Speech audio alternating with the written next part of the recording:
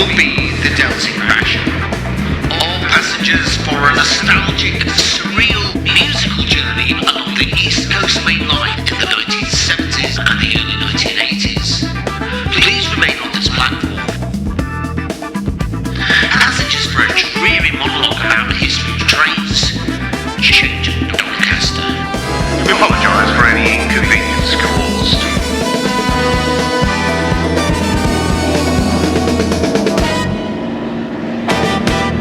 Chapter 9. The King's Cross Phone Box of Broken Dreams.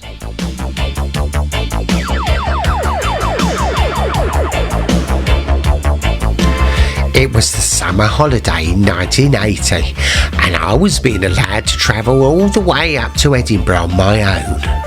Uncle Ernest, who lived with Mother and me, worked on the railway, and because of this he got free passes for himself, Mother and me to travel on the railways. And it would be using one of these free passes that I would be travelling all the way up to Edinburgh, hopefully behind a Deltic. 55006, the Fife and Forfar Yeomanry, had worked to London on the previous night's 2114 out of Retford.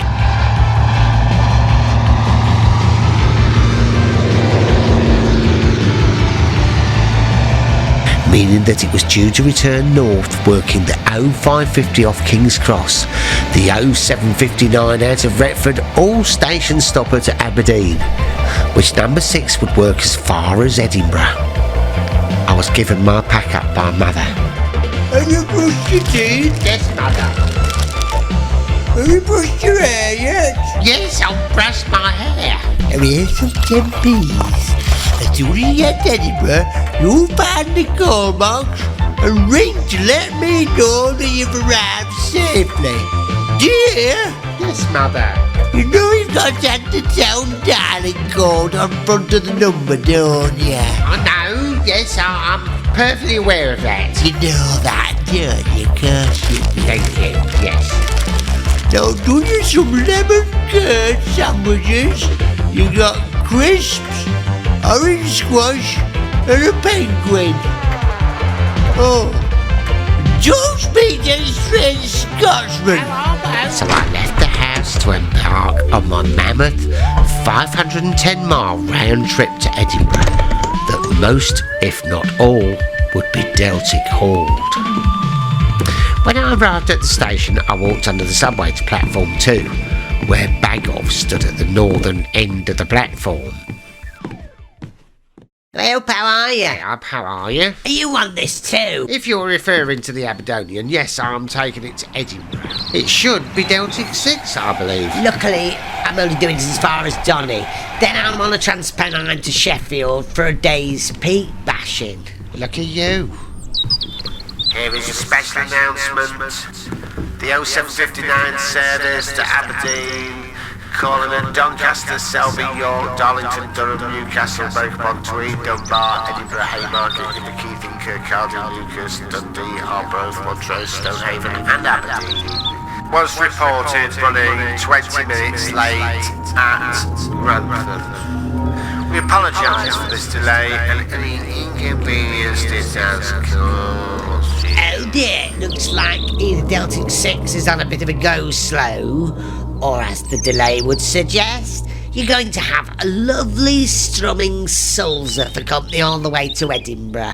My stomach sank at the thought of my day being ruined by the appearance of a duff and being robbed of my day behind Deltic 6 as I peered through the white fence slabs. To my horror, I did indeed see the loathsome face of a Class 47 appear to the south. What should I do? This was the only train I could catch from Retford to Edinburgh, and even if I changed at Doncaster, I'd be getting an HST to Edinburgh, which was absolutely unthinkable. I realised that I got no other option other than to go home, watch Hector's House and Dectari on telly, and have a bowl of soup. Oh, aren't you taking this now? Oh well, at least I'll have the front window to myself. And you're welcome to it. Next train to arrive, platform 1, will be the 904 service to London King's Cross. calling at Newark, Grantham, Peterborough, Huntingdon, Stevenage, and London King's Cross. Rather than go straight home, I thought I might as well hang around and see what was on the 9 o'clock to King's Cross. The filthy hulk of 55022 glided into platform 1, and suddenly Norman appeared next to me. I thought you were doing the Aberdonian to Edinburgh today. What are you doing here? Yes, but did you see what was on the front of it? Oh yes, 47544. Didn't you fancy that? No, I did not fancy that. Why don't you do this one with me? What? Where to? Well, I'm taking it to the Cross. Then I'm going to try and get round Finsbury Park Depot. This suddenly seemed like a much more exciting prospect than Hector's house and a bowl of soup. And the beauty was that not only did I have a pass that was valid from Retford to Aberdeen on me, I also had one for Retford King's Cross that I'd already used but hadn't been gripped. I hastily boarded the train with Norman. Because southbound services had first class at the front, and in this case a double BG, we couldn't window hang, so we sat ourselves down on the blue tartan seats of the Mark IID second class. Opposite, a rather large woman was trying to control two screaming toddlers that were throwing the remains of an egg sandwich at her. Erin's not letting down. Sit still. Don't care. And I want you to sit without being silly and stay. I don't expect this behaviour. Okay, Meg Gabriella, you're not going to have any friends home for the whole of next week. Oh, I don't care because I hate my friends. I don't care. I know I get. Don't shout at me, Meg. Just sit down. Megan, Yeah. that's your warning, and you're. Yeah, come on. Yeah.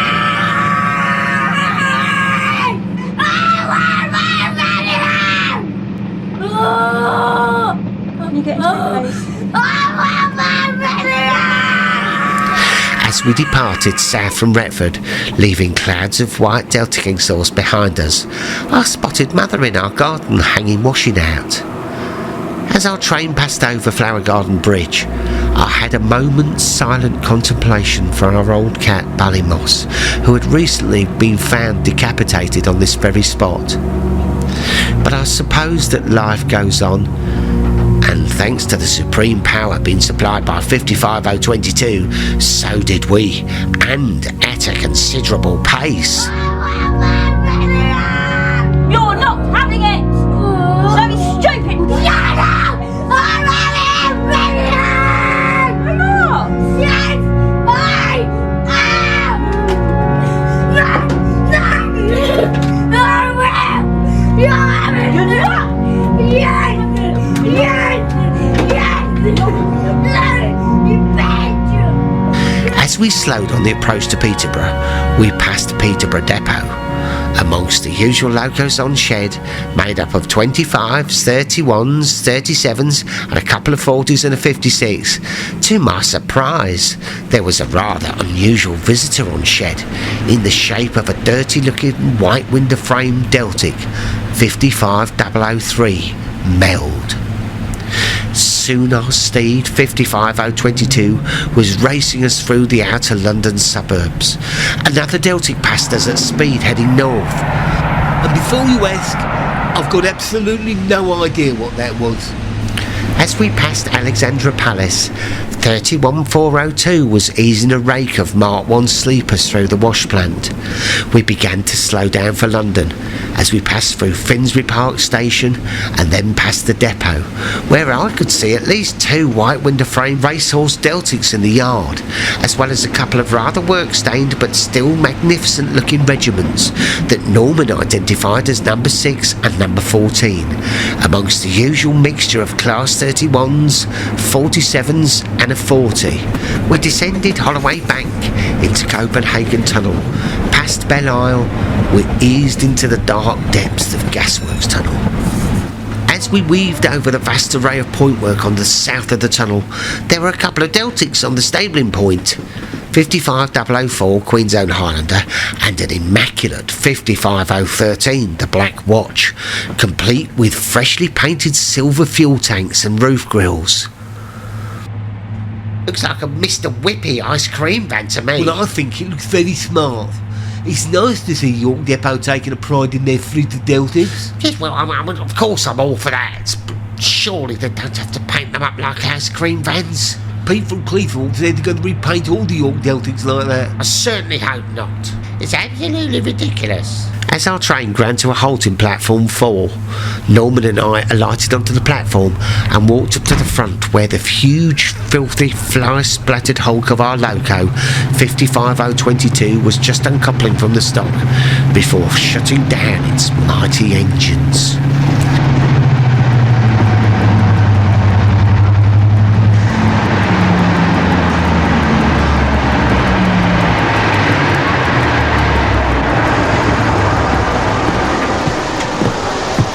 As we walked past the loco, I gave it my customary pat on the nose.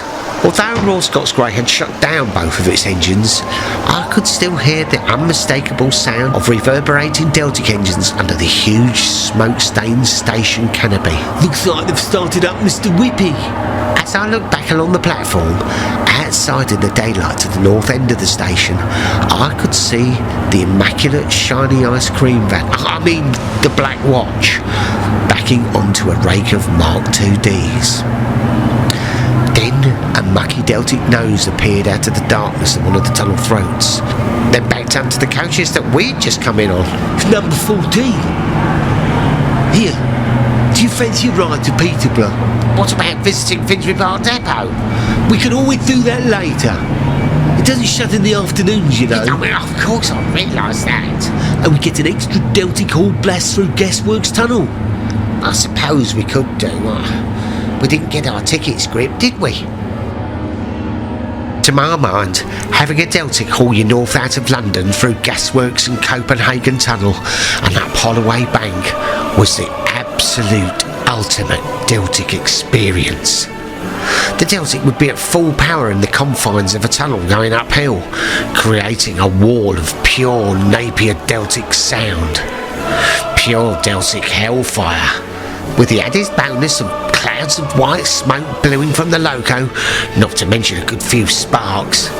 Apart from the occasional visit to the eye hospital, it was extremely life-affirming. It makes you, well, proud to be British. God save the Queen.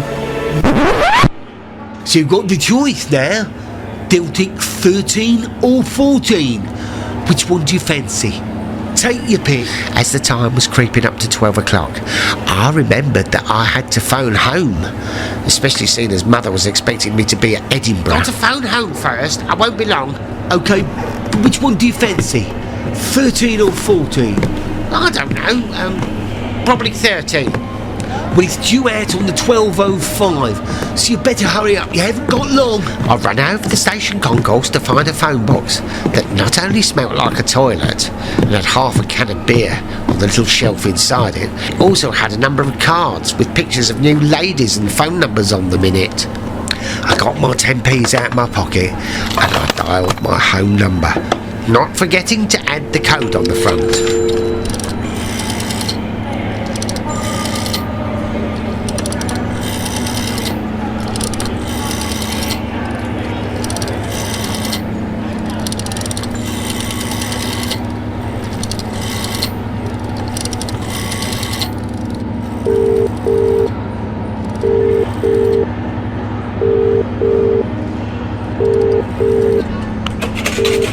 Hello?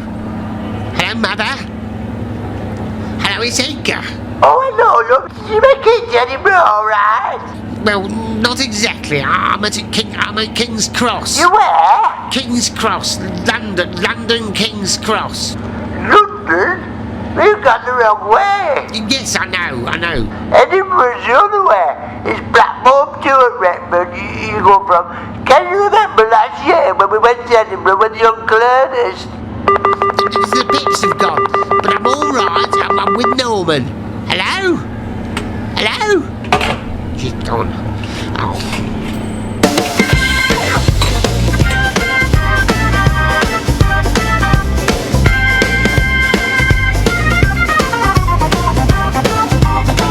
There's a card at the top left by Sylvia, but she doesn't work these streets anymore. She was the last seen going in to a house on Grayson Road, where she accidentally fell through an unlocked trapdoor. She used the King's Cross, call box of broken dreams as her office and home. Always out with a client, but always alone, because Sylvia's life ain't what it seems, and neither is the King's Cross, call box of broken dreams. There is a bar called the Flying Scotsman, where the walls are caved in grind. The rust and gas lights on the wall make you think you've gone back in time, where the girls will dance all night until the bells of St. Pancras early morning chimes. They've all used the call box on the Euston Road. It's open on Christmas Day and when the nights are cold. She used the King's Cross, call box of broken dreams as her office and home. Always out with a client, but always alone, because Sylvia's life ain't what it seems, and neither is the King's Cross, call box of broken dreams. She used the King's Cross, call box of broken dreams as her office and home. Always out with a client, but always alone, because Sylvia's life ain't what it seems, and neither is the King's Cross, call box of broken dreams. The King's Cross, call box of broken dreams as her office and home. Always out with a client, but always alone, because Sylvia's life ain't what it seems, and neither is the King's Cross, call box of broken dreams.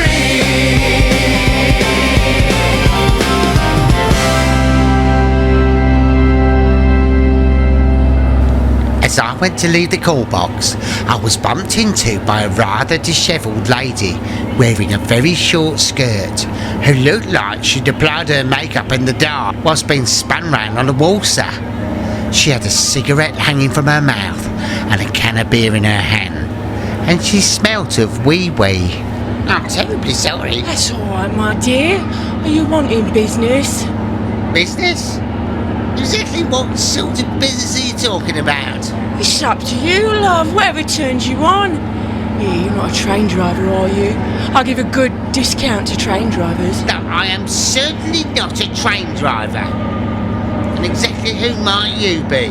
The name's Sylvia, but you can call me anything you want. I'm very sorry. I think there's been some sort of misunderstanding. Yeah, you're one of those who just like to talk about it, ain't you? All mouth and no trousers. I've got absolutely no idea what you're talking about. If you'll kindly excuse me, I've got a train to catch. I looked at the station clock, and it was 12:05 already. So I ran to platform 5, where Deltic 13 waited with the 12:05 service to York, just as I heard the guard blow his whistle. I'd missed it. The Deltic blasted its horns, and the coaches slowly eased out of the platform. I could see Norman hanging out the front window drop light directly behind the Black Watch as it eased its train over the pointwork, past the now abandoned fueling point, and disappeared into Gasworks Tunnel. Meanwhile, over on platform 4, The grimy hulk of 55014, the Duke of Wellington's regiment, sat ticking over at the head of the 1220 service to Hull, which had now become my only choice for Deltic haulage back north. And I quickly walked to the open front vestibule door and assumed my place at the front drop light window.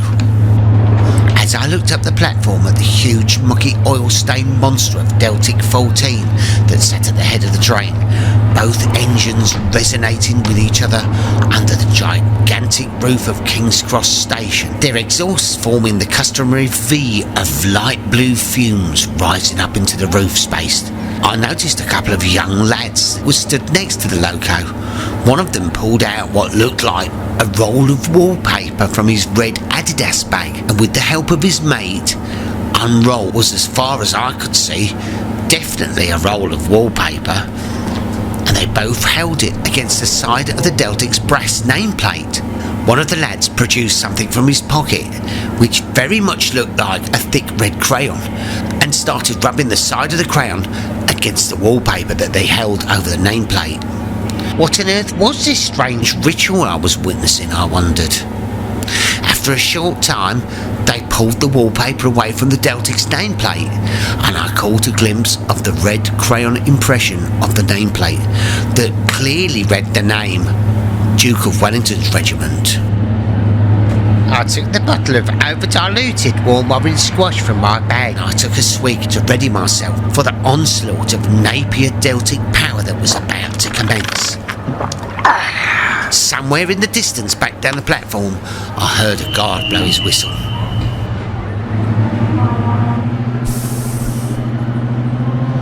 The brakes released, and the Duke slowly eased us away over the tangle of point work, past the oil-stained loco shed on the old abandoned refuelling point, and into the dark throat of Gasworks Tunnel, where the Deltic unleashed the power from its twin engines, and I entered the gates of heaven.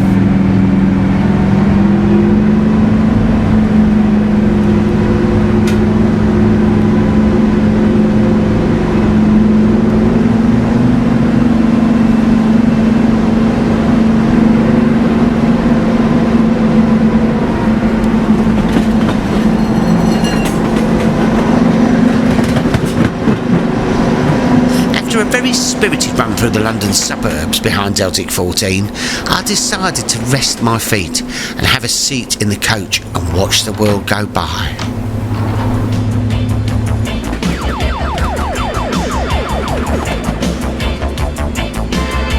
I must have drifted off to sleep at some point and was jolted awake by the train coming to a halt. I had my head back, my mouth was wide open as if I were trying to catch flies, and I drooled down myself. At the table of four opposite sat a family of four, an immaculately dressed couple with two very smartly dressed 10-year-old lads. All four of them were silently staring at me as I attempted to mop up my drool with a very old, hard and crusty Christmas napkin that I found in my pocket. I frantically looked out of the window to try and work out where I was. I saw a station sign that read Grantham.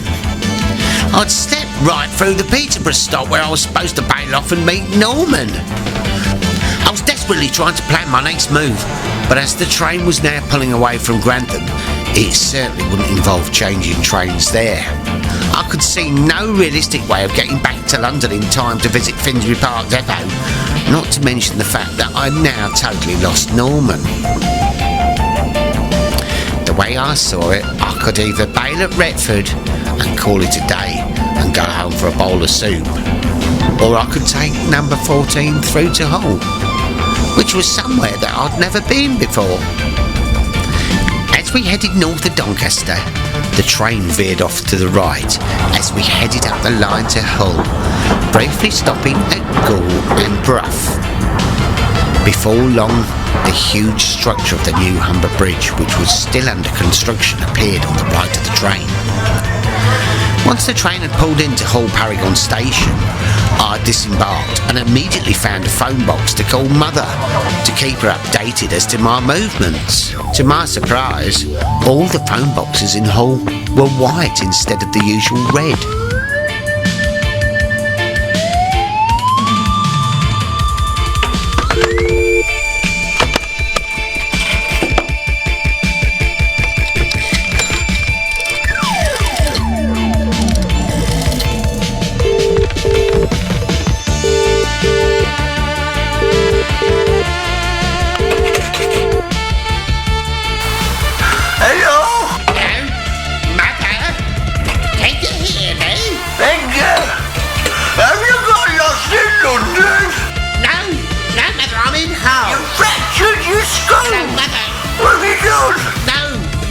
I'm in Hull. You joined Jethro Tull. No, I'm in Hull. Can you hear me? You're in Hull? What on earth are you doing in Hull? I thought you were in London with Norman. How did you end up in Hull? I caught the train. It's going to rain. It looks alright to me. I caught that train. You hurt your brain? What? Is this how you fractured your skull? No, I've not done anything to my skull or my brain. I caught the train. You fell off a train? Are you in hospital? The pits have gone. Listen, I'll be home in a couple of hours. You want to watch Faulty Towers? You are? Have you got any tomato soup in?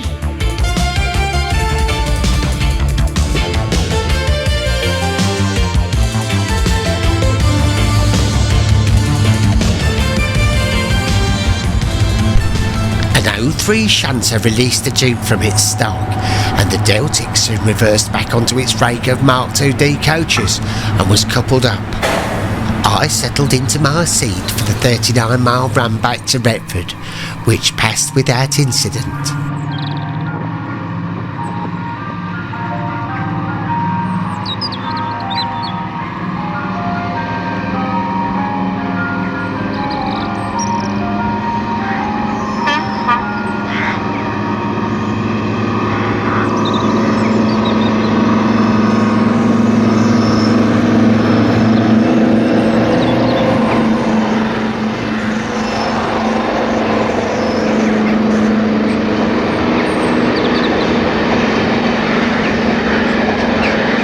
Then went home for a bowl of soup, watched Top of the Pops and the Two Ronnies, which was a repeat of their 1978 Christmas show. Perfect viewing for late August. Norman had stayed behind Deltic 13 all the way from King's Cross back to Retford, which according to Norman's milepost timings and calculations achieved a maximum speed of 115 miles an hour somewhere north of Grantham.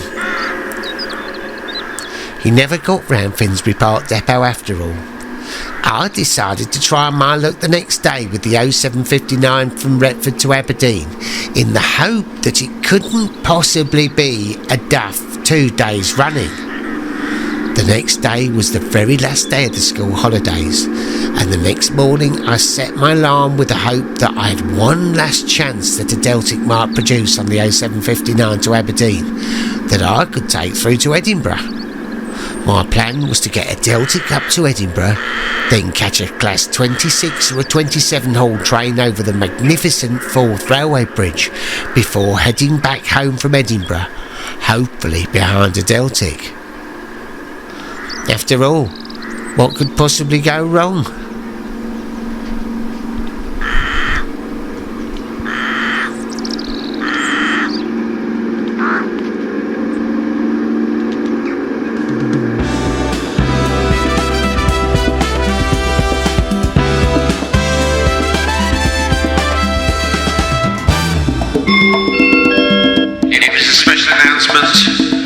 This chapter terminates here. All change for the next chapter. Please ensure that you take all your belongings with you. This chapter terminates here. All change